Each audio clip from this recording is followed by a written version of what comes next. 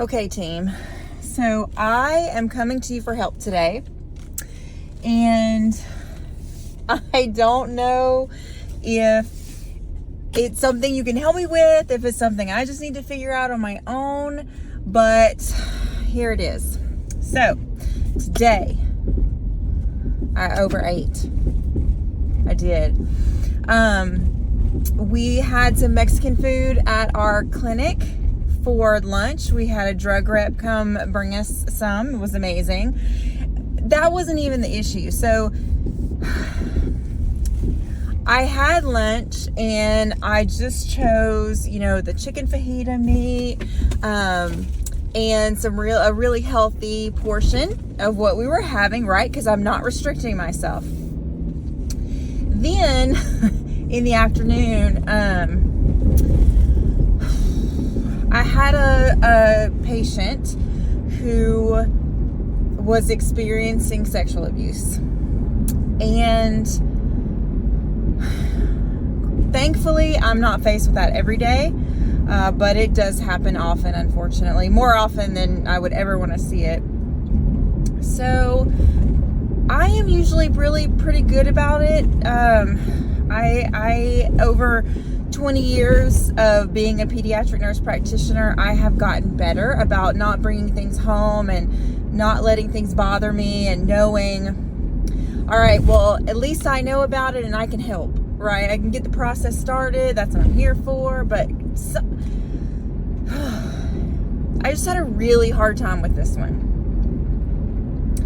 And I took some deep breaths. After they left, I even went in the bathroom and did like a 3 to 5 minute meditation, which I'm sure everybody was wondering what was happening on in there. I did all the things I knew to calm and comfort myself and try to reset and refocus. It did not work. I let my emotions get the best of me, and I went and had another serving of the food, including some sweets. So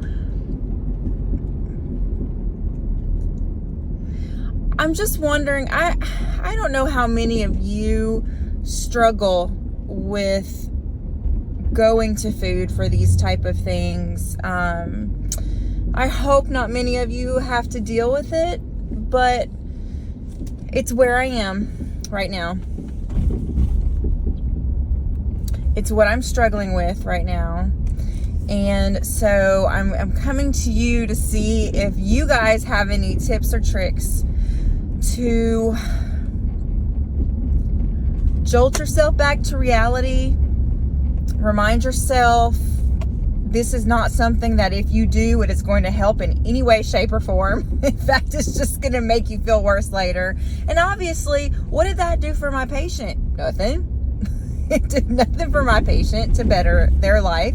It did nothing to better my life except for that just momentary numbing that I wanted to do. I have to get better about being okay with my emotions and finding a way to be able to deal with them.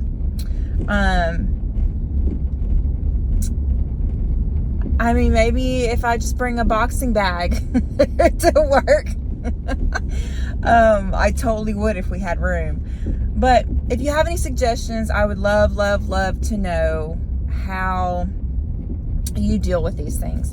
Now, thankfully, it is just a couple of days after I weighed, so hopefully it won't be too big of a deterrence on my weigh-in next week, but it is a frustrating thing. So anyway, I love you guys.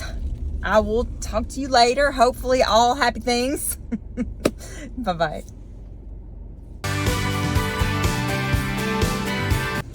All right, guys. So I am currently getting on my way to go to Houston to see my family, and we are having a birthday celebration for my aunt and my cousin. So I'm excited about that. So I stopped by and got their gifts from the flower shop.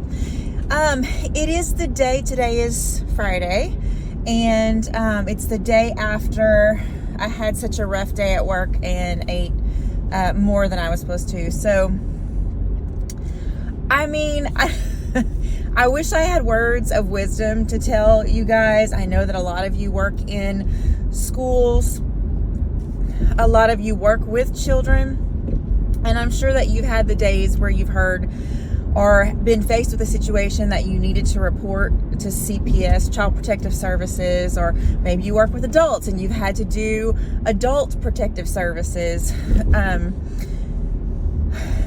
The most important thing for me is that I can lay my head down at night and know I did everything possible that I could do for that child. And I was able to do that last night. I know that I went through the right process and we took care of what we needed to take care of. And my heart is still aching for this kiddo. But I cannot, one of the things that Shelby and I've talked about before is how much I allow situations that I cannot control to control me. And you know, I felt like when she told me that, you may remember that episode. I don't know if you've been here for a while, but I really thought, I don't know, I'm sorry, I'm having a really hard time wording right now, but there have been so many epiphanies in my journey, in my life, at work, trying to be healthy, spiritually, etc. And I always feel like, this is it, man. This is going to be the key that gets me to stop listening to my triggers, or it stops me from getting triggered with certain things and going to food. And it works great for a while, and then it's like I forget. So it's frustrating. But I do know that with anything in life, studying hard to be a nurse practitioner, being a mom, you know, there's a lot of times that we learn something, but unless we practice it over and over and over again, we're just not going to get it. And to be honest, it is not second nature for me to deal with my emotions any way other than food and numbing out. So I am trying to give myself grace and space, knowing that I was able to catch myself to where I had overeaten, but I didn't binge. And B, today I didn't allow it to happen again. And so what I'm having to do for my own health journey is constantly reminding myself to look at the positives. I am learning things, I am growing, I am progressing. That's all I can ask of myself. Before looking back, I allowed myself to be sucked in to the binge eating cycle and basically just punishing myself over and over and over again. And if I want to be able to come out of this with a positive, healthy, happy life, then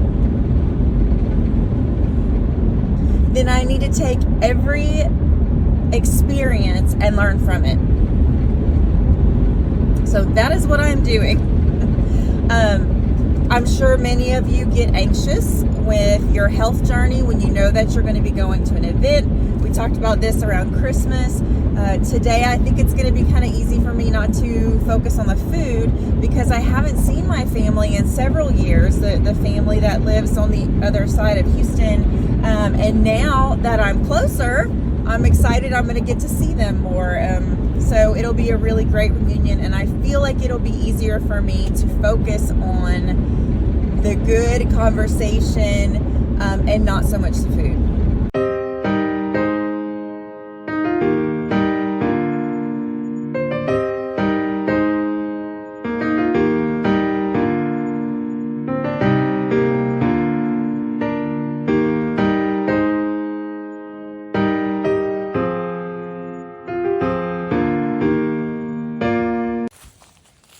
Hey, it is Saturday morning. I just got back from the men's fair that we did at our clinic. We try to have community outreach, and so today was the men's health fair. It turned out really great. We had a lot of providers come in and help with the different exams and blood work and stuff, so that was fun.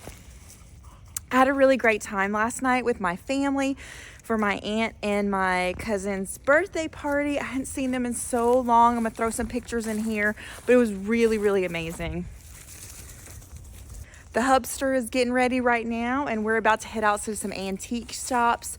My hubby and I, our style is kind of farmhousey. Of course, I like the Spanish as well. I have family in Mexico, and so I love the style, Mexican pottery and tile, and I love all of that. So we're gonna be looking for some pieces for our house. They've started working on our flooring, so I think we're gonna try to go by later today and see how much they were able to get done. You will be super proud of me because I can tell you that even though there were all kinds of amazing donuts, sweets, coffees, etc. this morning at the health fair, I was able to abstain, which was very hard for me. Just the smell of donuts make me smile. But thankfully, I was able to focus my mind on what was important, focusing on the patients, what they needed, and where I could help with the fair. That worked.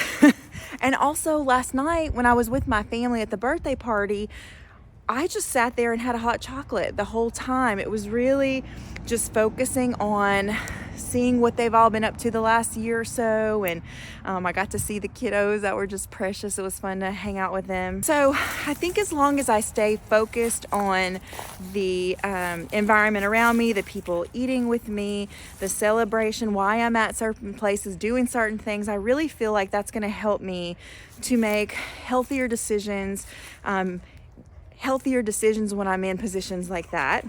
I hope you're having an amazing week and weekend. I hope you are doing something wonderful for yourself, whether it's a little bit of self-care, just reminding yourself to give grace and space when you're in those positions that you make not the healthiest decisions at the time.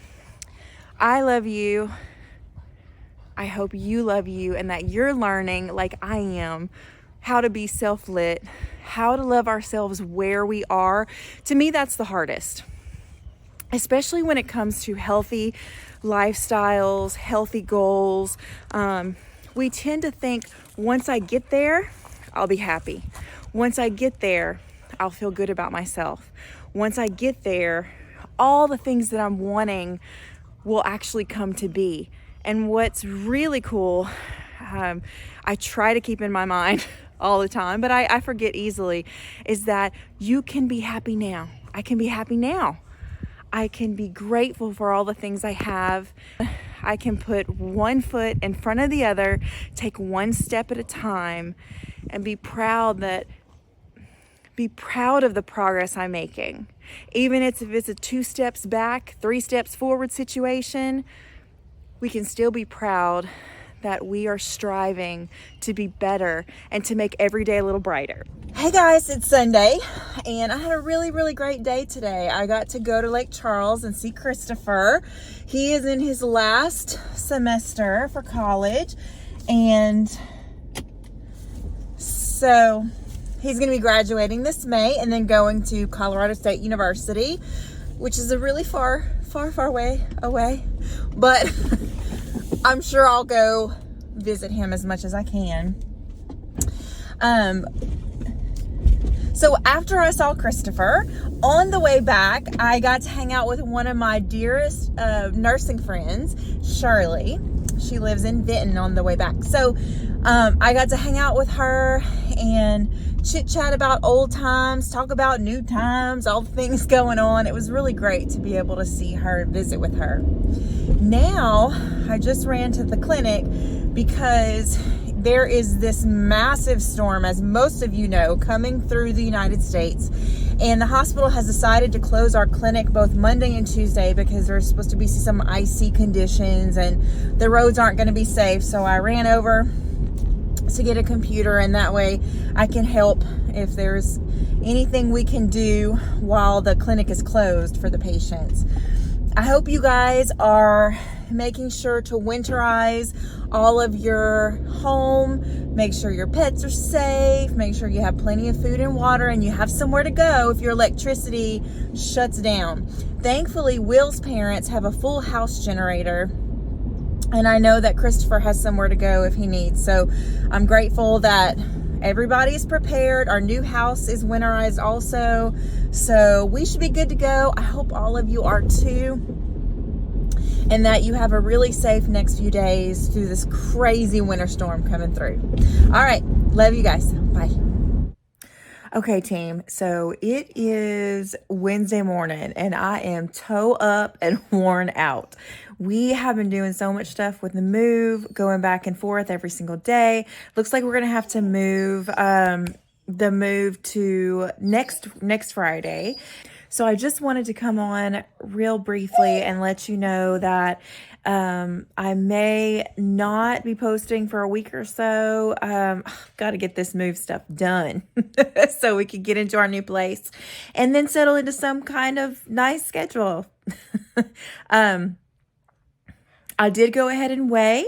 I'm grateful that there was a loss. I will put it here at the end of the video. I hope you guys are having an amazing week. I'll see you as soon as I can, all right? I'm coming back.